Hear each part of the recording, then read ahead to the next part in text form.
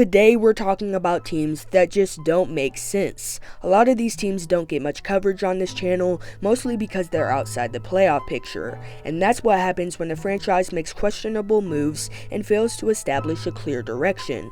To begin, the first team I want to start with is the Atlanta Hawks. Their trade deadline was not only confusing but also disappointing. Before Jalen Johnson's injury, there was a real opportunity for them to make moves that could elevate their postseason ceiling. Some even linked them to a potential Brandon Ingram trade, an addition that would have turned them from a playoff afterthought into a legitimate contender.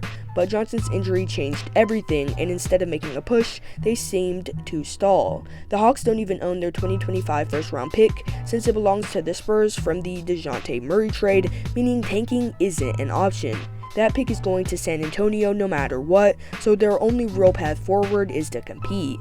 Yet, despite that reality, they chose to trade away DeAndre Hunter, who was having a career year, to the Cavs. That's the kind of move a team makes when they're looking to rebuild, not when they're trying to compete. In return, Atlanta received Caris LeVert, Georges Niang, 3 future second-round picks, and 2 pick swaps. For Trae Young, this has to be frustrating. He's been very vocal about wanting to compete, yet the team just moved a key piece for assets that won't be useful for years. This kind of decision-making raises serious questions about his future in Atlanta.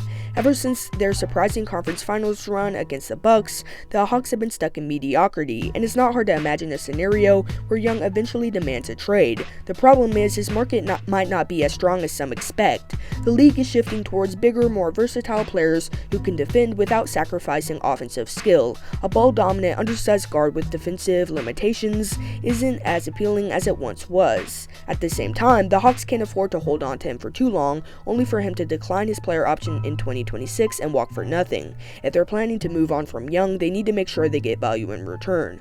Right now, Atlanta is at a crossroads. They either need to fully commit to building around Young and make moves to contend, or they need to trade back for their draft capital and start fresh.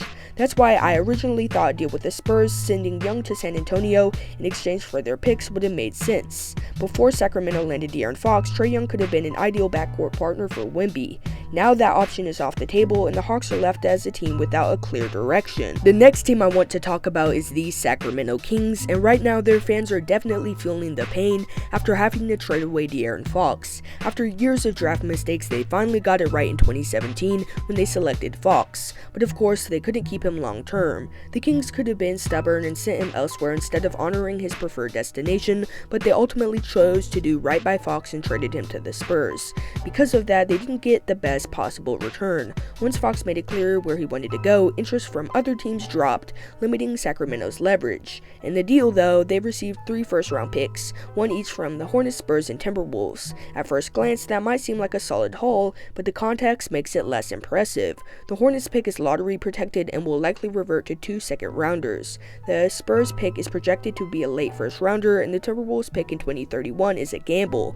Its value hinges on whether Anthony Edwards re-signs with Minnesota before he becomes a free agent in 2029. Because if Ant doesn't re-sign, then the Timberwolves are probably going to be a bad team, and their pick is going to be more valuable. Essentially, Sacramento is banking on things falling apart for the Wolves in the future, which isn't exactly a reliable strategy. Instead of hoping for uncertainty years down the road, they would have been better off getting back control of their own picks now so they could commit to a proper rebuild soon. Adding Zach LaVine to the mix only complicates things further. This move essentially recreates the failed Bulls Big 3 experiment, except this time in a much tougher Western Conference. While LaVine and DeRozan were already a questionable duo in Chicago, now they're older, and even though Domantas Sabonis is an upgrade over Nikola Vucevic, the fit still doesn't inspire confidence. Another issue with this trade is how it impacts Malik Monk's value. LaVine will take touches away from Monk, and since they both play the shooting guard position, it could hurt Monk's trade market if Sacramento eventually decides to move on from him.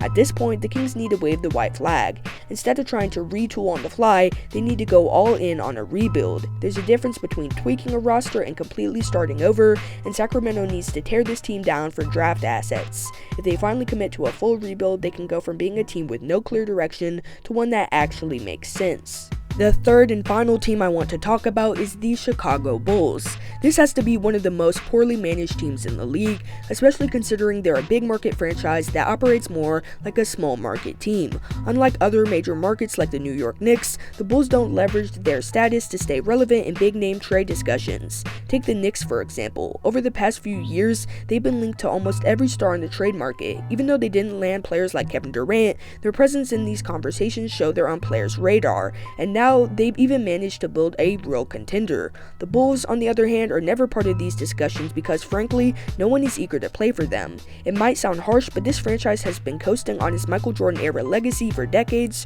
rather than actively making the moves needed to compete. The trade deadline was a perfect example of their questionable decision making. At the very least, they did trade Zach LaVine as part of the De'Aaron Fox deal, which was necessary, but somehow they failed to get a first round pick besides their own in return. Even worse, they held on to Nikola Vucevic when they had a prime opportunity to move him. There were rumors that the Warriors were interested and might have been willing to include a first round pick, but nothing materialized. Instead, the deadline passed and Chicago was left holding on to a player whose trade value was the highest it ever would be. In typical Bulls fashion, they failed to capitalize. Another issue is their overcrowded backcourt. After the Spurs trade, they might have the most stacked roster of point guards in the league. Right now, they have Trey Jones, Lonzo Ball, Josh Giddey, Kobe White, Ayo Dosunmu, Javon Carter, and Talen Horton-Tucker. While some of them can slide into secondary roles at other positions, that's still way too many ball handlers on one team. If I were running the Bulls at the trade deadline, I would have done things differently. Trading away LaVine was the right call, but they should have got more picks. Vucevic should have been moved for draft capital along with any other veterans teams were willing to trade for. It's as if the Bulls front office doesn't understand that mediocrity should never be the goal, and because they seem content with staying in this middle ground, never bad enough to rebuild, never good enough to contend, it makes them one of the most confusing teams in the NBA. But what do you think? Which team has made the most confusing decisions this season? Tell me in the comments section below. Until next time, peace.